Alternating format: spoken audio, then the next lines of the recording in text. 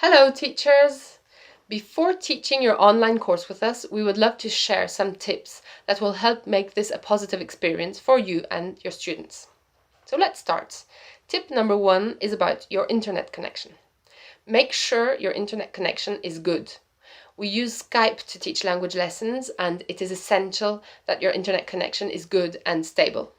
So please resolve any issues that you might have with your computer or connection before the start of the course. Tip number 2. This is about using Skype. So knowing how to use Skype to teach online is very important. If you're not familiar with it, you can watch our video how to use Skype. And if you need more guidance, you can get in touch with your course coordinator and she will explain things to you and also help you practice. So overall, Skype's most important features are the following: making calls, calling a student or a group of students using the webcam, using the chat box to send words or sentences, sending attachments, sharing your screen with the student, and recording the session. This is one of Skype's latest features.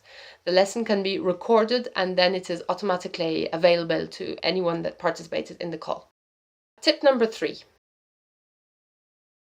Tip number 3 is about materials. So the materials that you will use in each session mainly depends on your students' individual preferences and needs. So whether your students want to study the language for business, for test preparation, or to develop conversational skills, you may use a number of materials to help them achieve their learning goals. So this includes books in PDF that you can share with them, as well as online materials such as news articles, YouTube videos, online activities, exercises or quizzes, photos and PowerPoint presentations. We are happy to help you with books in PDF format and other online materials. Please just let us know and we will share them with you. It is important to send the materials to the student via email or via Skype 1 or 2 days before the scheduled lesson so that he has time to download them. Because downloading big files during the session takes too much time and it can be quite frustrating.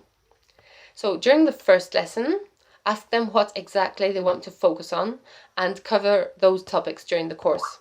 But obviously you need to have some materials ready to use and teach in this first session based on the information that you previously received from your course coordinator. So we are now getting to the last tip. Tip number 4, plan your lessons.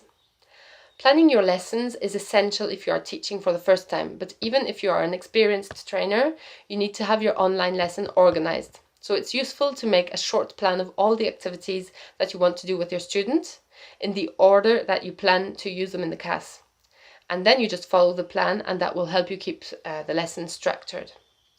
So of course, sometimes the students struggle on a specific language aspect, and this means that you need to change the plan on the spot and to make room for more practice or other activities that will help the learner overcome those specific difficulties. Well, thank you very much for watching, and don't forget that we are here to support you in anything that we can. Have a nice day!